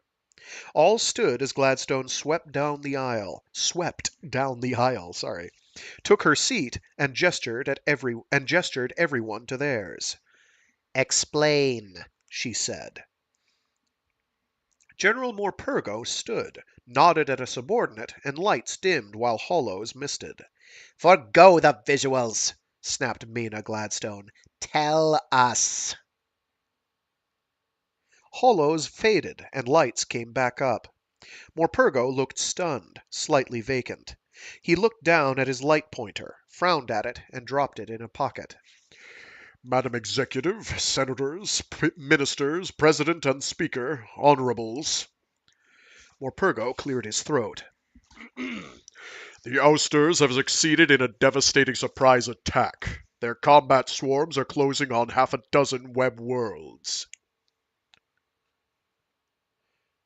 The commotion in the room drowned him out. Web worlds! Cried various voices. There were shouts from politicians, ministers, and executive branch functionaries. Silence! Commanded Gladstone. And there was silence. General, you assured us that any hostile forces were a minimum of 5 years from the web. How and why has this changed? The general made eye contact with the CEO. Madam Executive, as far as we can tell, all of the Hawking Drive wakes were decoys. The swarms went off their drives decades ago and drove toward their objectives at sublight speed. Excited babble drowned him out. Go on, General, said Gladstone, and the hubbub died once more. At sublight velocities, some of the swarms must have been traveling that way for 50 standard years or more. There was no possible way to detect them. It was simply not the fault of... What worlds are in danger, General? asked Gladstone. What worlds are in danger, General? asked Gladstone. Tripping over that. Her voice was very low, very level. Morpurgo glanced toward the empty air as if seeking visuals there, returned his gaze to the table. His hands clenched into fists. Our intelligence at this time, based on fusion drive sightings followed by a shift to Hawking drives when they were discovered, suggests that the first wave will arrive at Heaven's Gate, God's Grove, Mare Infinitus, Asquith, Ixion, Tsingtao Xishuang Pana, Actaeon, Barnard's World, and Tempe within the next 15 to 72 hours. This time there was no silencing the commotion. Gladstone let the shouts and exclamations continue for several minutes before she raised a hand to bring the group under control. Senator Kolchev was on his feet. How the goddamn hell did this happen, General? Your assurances were absolute. Morpurgo stood his ground. There was no responsive anger in his voice. Yes, Senator, and also based on faulty data. We were wrong. Our assumptions were wrong. The CEO will have my resignation within the hour. The other Joint Chiefs join me in this. God damn your resignation! Shouted Kolchev. We may all be hanging from Farcaster stanchions before this is over. The question is, what the hell are you doing about this invasion? Gabriel, Gladstone said softly, sit down, please. That was my next question. General, Admiral, I presume that you have already issued orders regarding the defense of these worlds? Admiral Singh stood and took his place next to Morpurgo. Executive, we've done what we could. Unfortunately, all of the worlds threatened by this first wave, only Asquith has a force contingent in place. The rest can be reached by the fleet.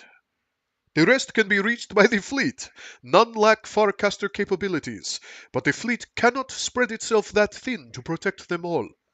And unfortunately, Singh paused a moment and then raised his voice to be heard over the rising tumult. And unfortunately, deployment of the strategic reserve to reinforce Hyperion. I mangled that. And unfortunately, deployment of the strategic reserve to reinforce the Hyperion campaign already had been initiated. Approximately 60% of the 200 fleet units we had committed to this redeployment have either farcashed through to Hyperion system or been translated to staging areas away from their forward defensive positions on the web periphery. Mina Gladstone rubbed her cheek. She realized that she was still wearing her cape, although the privacy collar was lowered, and now she unclasped it and let it fall onto the back of her chair. What you're saying, Admiral, is that these worlds are undefended and there is no way to get our forces turned around and back there in time. Correct? Singh stood at attention, as ramrod stiff as a man before a firing squad. Correct, CEO. What can be done? She asked over the renewed shouting. Morpurgo stepped forward. We're using the civilian Farcaster matrix to translate as many force ground infantry and marines as we can to the threatened worlds, along with light artillery and airspace defenses. Minister of Defense Emoto cleared his throat. But these will make little difference without fleet defenses. Gladstone glanced toward Morpurgo. This is true, said the general. At best, our forces will provide a rearguard action while an attempt at evacuation is carried out. Senator Richaud was on her feet. An attempt at evacuation! General, yesterday you told us that an evacuation of 2 or 3 million civilians from Hyperion was impractical. Are you now saying that we can successfully evacuate? She paused a second to consult her comlog implant. 7 billion people before the Ouster invasion force intervenes? No, said Morpurgo. We can sacrifice troops to save a few selected officials, first families, community and industrial leaders, necessary to the continued war effort. General, said Gladstone, yesterday this group authorized immediate transferal of force troops to the reinforcement fleet translating to Hyperion. Is that a problem in this new redeployment? General Van Zyte of the Marines stood. Yes, Executive. Troops were forecast awaiting transports within the hour of this body's decision. Almost 2/3 of the 100,000 designated troops have translated into the Hyperion system by, he glanced at his antique chronometer, 0530 hours standard, approximately 20 minutes ago. It will be at least another 8 to 15 hours before these transports can return to Hyperion system staging areas and be returned to the web. And how many force troops are available web-wide? Asked Gladstone. She raised one knuckle to touch her lower lip. Morpurgo took a breath. Approximately 30,000, Executive. Senator Kolchev slapped the table with the palm of his hand. So we stripped the web of not only our fighting spacecraft, but the majority of force troops. It was not a question, and Morpurgo didn't answer. Sorry, Morpurgo did not answer. Senator Feldstein from Barnard's World rose to her feet. Executive, my world, all of the worlds mentioned, need to be warned. If you are not prepared to make an immediate announcement, I must do so. Gladstone nodded. I will announce the invasion immediately after this meeting, Dorothy. We will facilitate your contact with constituents via all media. Media be damned, said the short, dark-haired woman. I'll be casting home as soon as we're done here. Whatever fate befalls Barnard's world, it is mine to share. Gentlemen and ladies, we should all be hanging from stanchions if the news is true. Feldstein sat down among murmurs and whispers. Speaker Gibbons rose, waited for silence. His voice was wire-taut. General, you spoke of the first wave. Is this cautionary military jargon, or do you have intelligence that there will be later waves? If so, what other web and protectorate worlds might be involved? Morpurgo's hands clenched and unclenched. He glanced again toward empty air, turned toward Gladstone. Executive, may I use one graphic? Gladstone nodded. The holo was the same the military had used during their Olympus briefing. The hegemony, gold. Protectorate stars, green. The ouster swarm vectors, red lines with blue shifting tails. The hegemony deployments, orange. And it was immediately obvious that the red vectors had swung far from their old courses, lancing into hegemony space like blood-tipped spears. The orange embers were heavily concentrated in the Hyperion system now, with others strung out along Farcaster routes like beads on a chain. Some of the senators with military experience gasped at what they saw. Of the dozen swarms we know to be in existence, said Morpurgo, his voice still soft, all appear to be committed to the invasion of the web. Several have split into multiple attack groups. The second wave, projected to arrive at their targets within 100 to 250 hours of the first wave's assault, are vectored as pictured here. There was no sound in the room. Gladstone wondered if others were also holding their breaths. Second wave assault targets include Brawne 100 hours from now, Renaissance Vector 110 hours, Renaissance Minor 112 hours, Nordholm, 127 hours. Maui Covenant, 130 hours. Thalia, 143 hours. Deneb Dry and Veer, 150 hours. Sol Draconi Septum, 169 hours. Freeholm, 170 hours. New Earth, 193 hours. Fuji, 204 hours. New Mecca, 205 hours. Pachem, Armagast, and Svoboda, 221 hours. Lucis, 230 hours.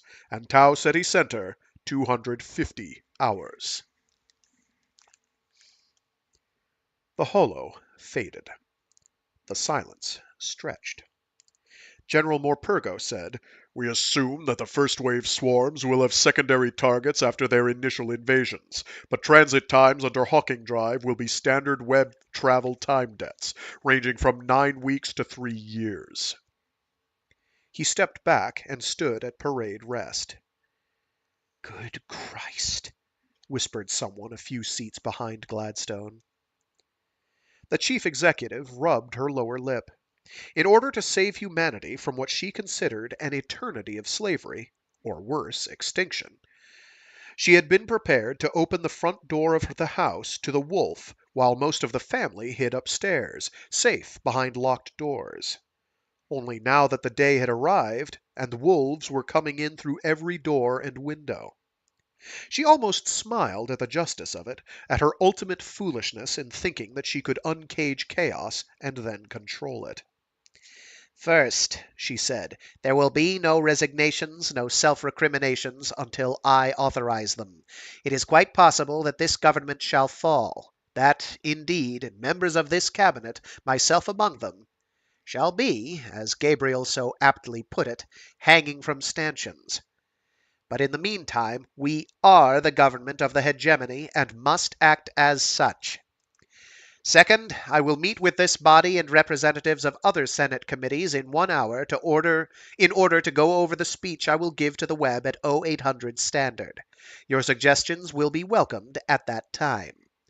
Third, I hereby command and authorize the force authorities here assembled and throughout the reaches of the hegemony to do everything in their power to preserve and protect the citizenry and property of the Web and Protectorate, through whatever extraordinary means they must employ. General, Admiral, I want the troops translated back to threatened web worlds within 10 hours. I don't care how this is done, but it will be done.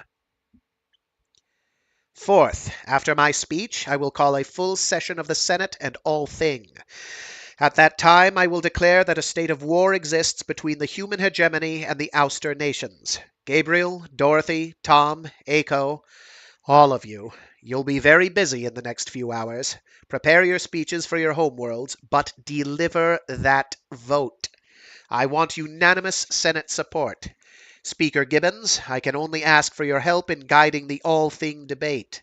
It is essential that we have a vote of the gathered all-thing by 1200 hours today. There can be no surprises. Fifth, we will evacuate the citizens of the worlds threatened by the first wave.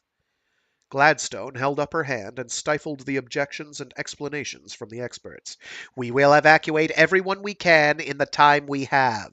Ministers Persov, Imoto, Dan Giddis, and Krunens from the Web Transit Ministry will create and spearhead the Evacuation Coordination Council and will deliver a detailed report and action timeline to me by 1300 hours today. Force and the Bureau for Web Security will oversee crowd control and protection of Farcaster access. Finally, I wish to see Councillor Albedo, Senator Kolchev, and Speaker Gibbons in my private chambers in 3 minutes. Are there any questions from anyone? Stunned faces stared back. Gladstone rose. "Good luck," she said. "Work quickly. Do nothing to spread unnecessary panic. And God save the hegemony." She turned and swept from the room.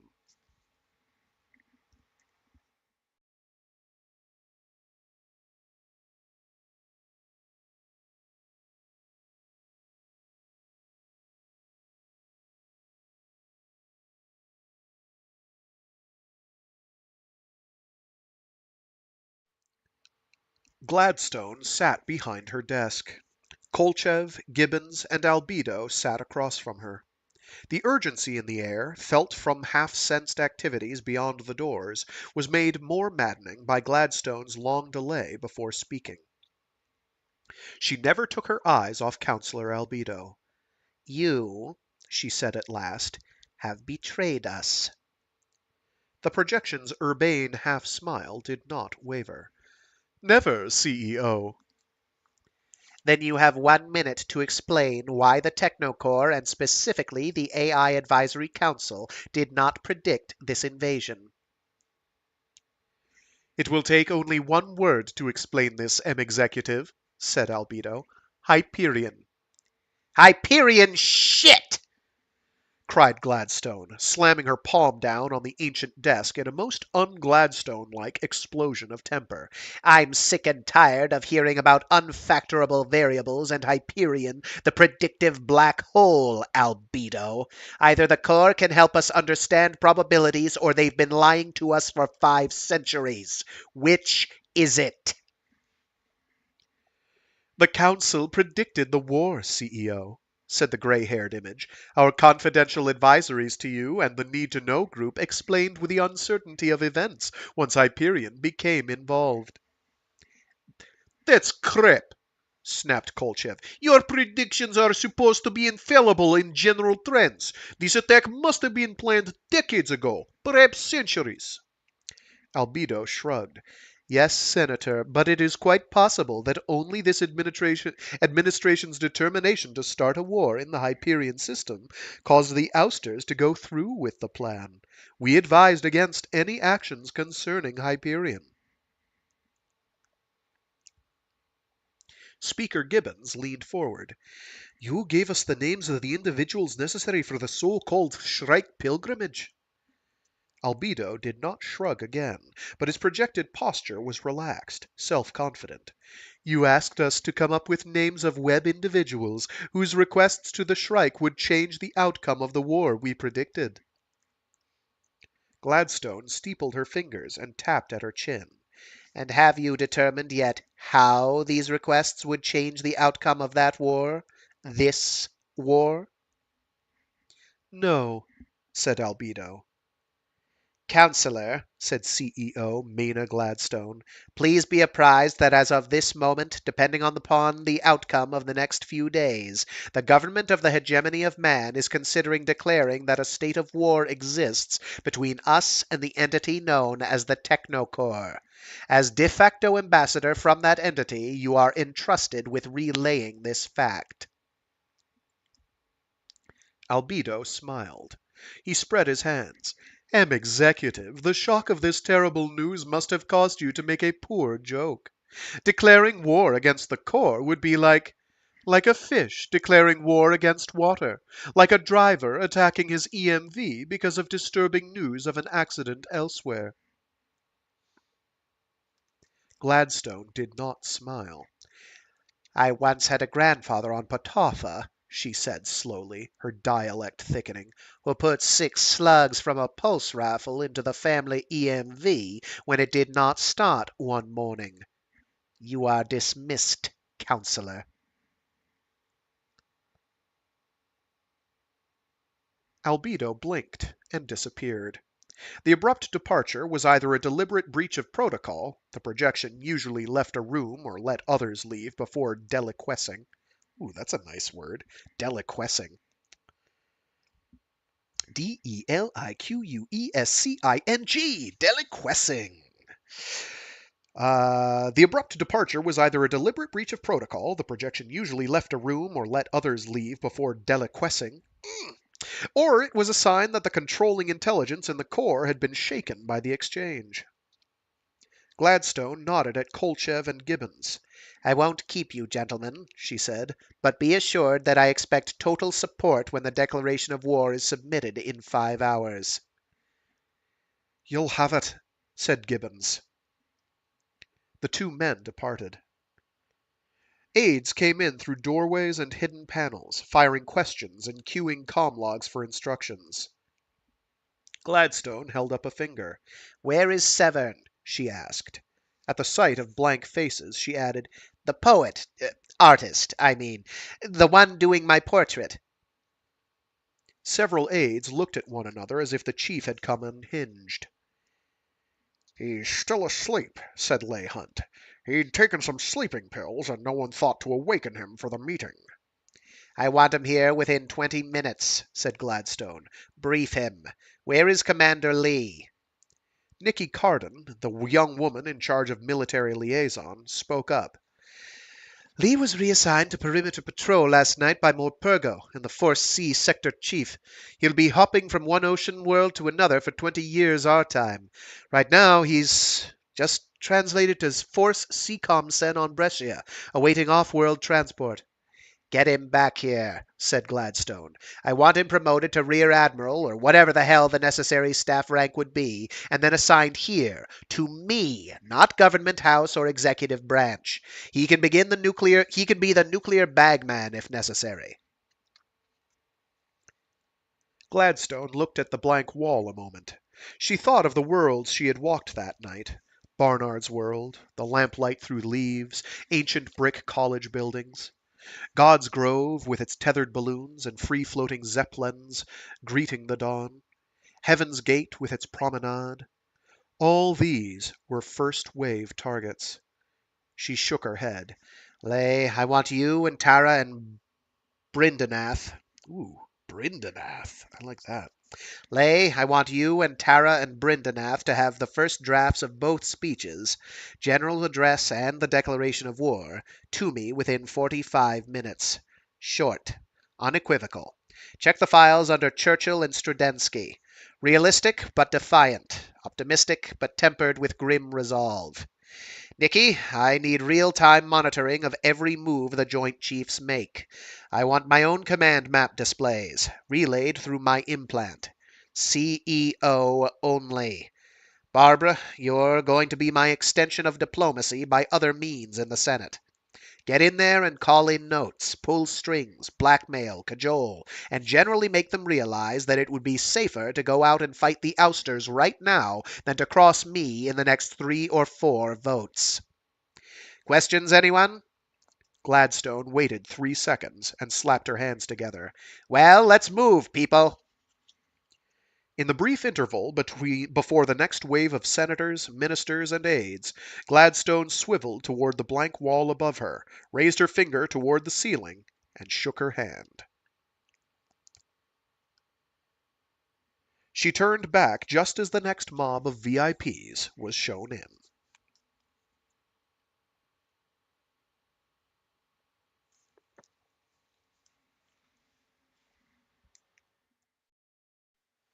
And that is where we will call it for today. I'm pretty sure she just flipped the Technocore the bird, by the way. That's how I have mentally read that in the past. I'm pretty sure that's what that means. In the brief interval before the next wave of senators, ministers, and aides, Gladstone swiveled toward the blank wall above her, raised her finger toward the ceiling, and shook her hand. So, pretty sure she's just flipping off the AI at this point, which is great. Being like, oh, you guys run the show? Great. Or just saying fuck off to the universe in general. Could be either way. There we go.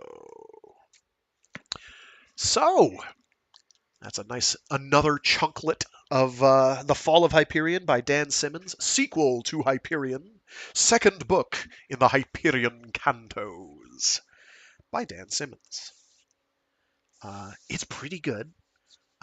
Classic modern space opera, if you want to call it that. I say modern. It was written in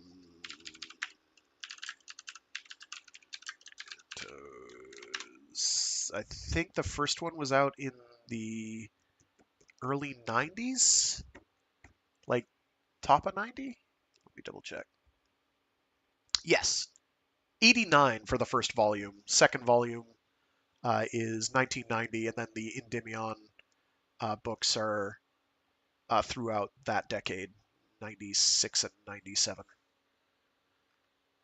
There's some short stories as well. I'll get to those eventually. Which is the Death of the Centaur? I don't think I've ever read that.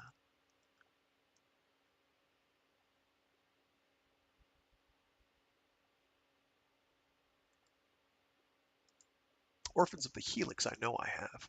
Death of the Centaur, I don't think I do. So, I'll have to read that at some point. Anyway, um, well, I'm glad you're tuning in, Kinetic, and I hope you're digging it. Thank you for the compliment about the character voices. I have fun. We have fun here. I do. I have been doing this for years now, but I don't do it professionally. I do this basically for the fun of it, um, because I think it would be rad for people who haven't read these books to hear them, and if people want to hear books that they've enjoyed read aloud, then and share those with the world, then I will happily do those too. Um, If you have any that you want me to do, I will add them to the pile. There is quite a pile, as it is. I've got a document I've typed up that I'm using to keep track as best I can of what I've committed to. Bear in mind that I can't promise to get to everything. I can't promise to do everything, but I will. Like if I haven't read the book before and I need to vet it, then I need to vet it. And by vet, I just mean read through it once so I can at least put some of this together and I'm not doing it totally by the seat of my pants. So that I have something resembling mental prep time. But otherwise, yeah, I do these. I stream live every Monday, Wednesday, and Friday, starting at about noon Eastern Standard Time. I stream live to both YouTube and Twitch just because I can. They're all saved on YouTube. This weekend, I'll get the playlists updated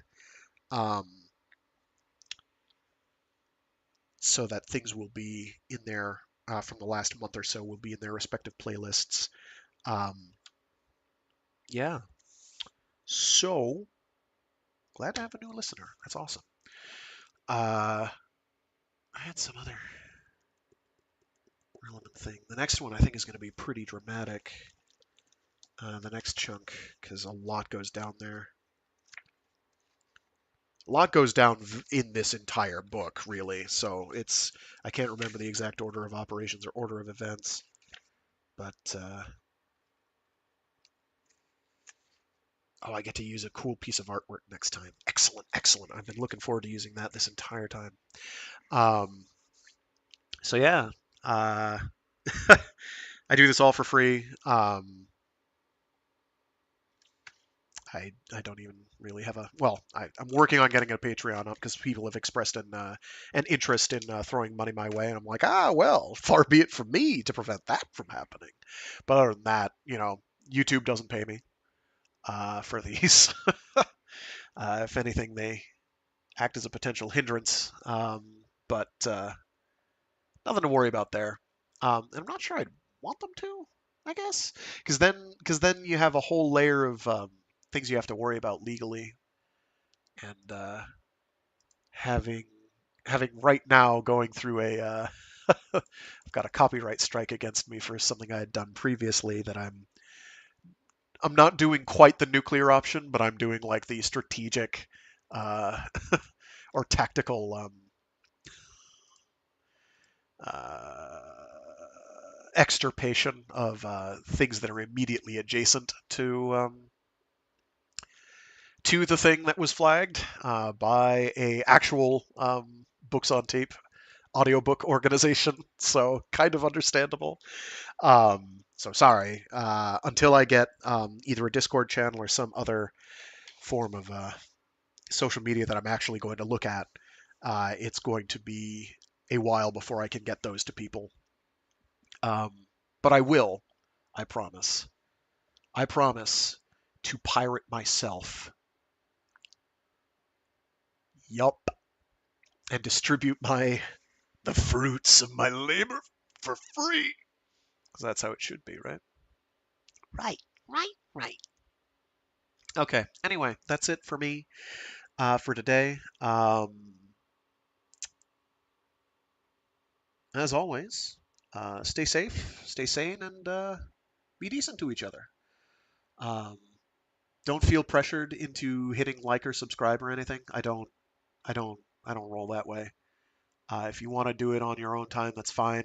I'm not going to tell you not to, but like life's too short to pressure people into doing that. I realize this comes across as like me doing like reverse psychology to make you do it.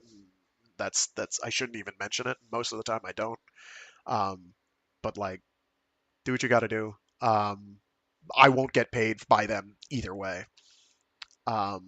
So it doesn't matter other than tweaking the algorithm by some infinitesimal point.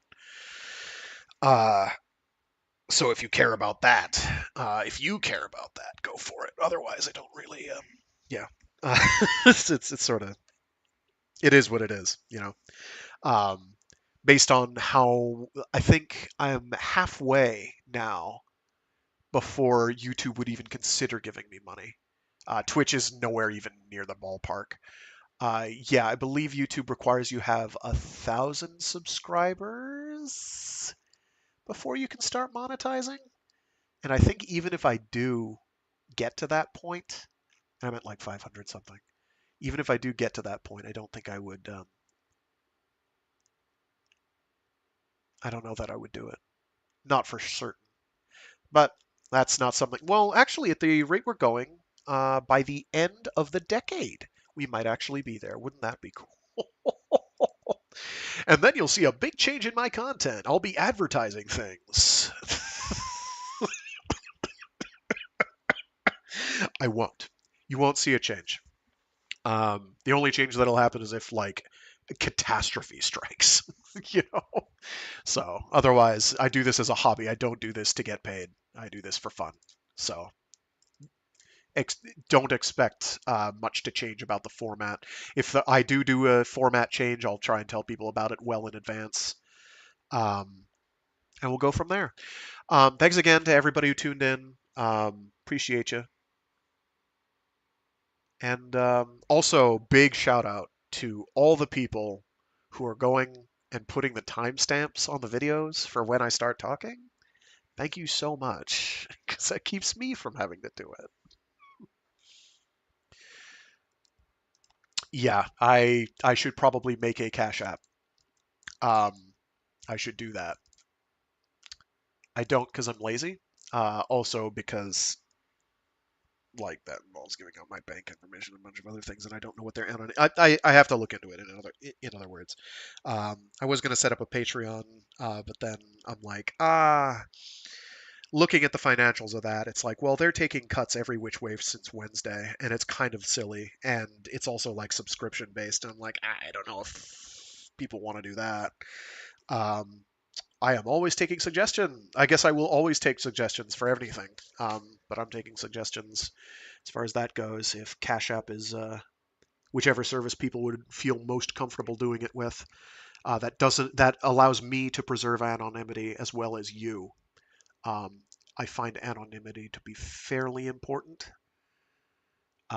Largely why I do this under an alias. Shockingly, Fragath is not my name. It's part of an obscure in-joke I had eons ago, and now just stuck because it's easy to remember. At least it's unique, I guess. Anyway, with that, I'm going to go. Thanks again. Most of this episode was me yammering about things, and a lot less of it was the reading. That will hopefully change next week. We'll see. We shall see. Anyway, until next time, thanks again. Bye-bye.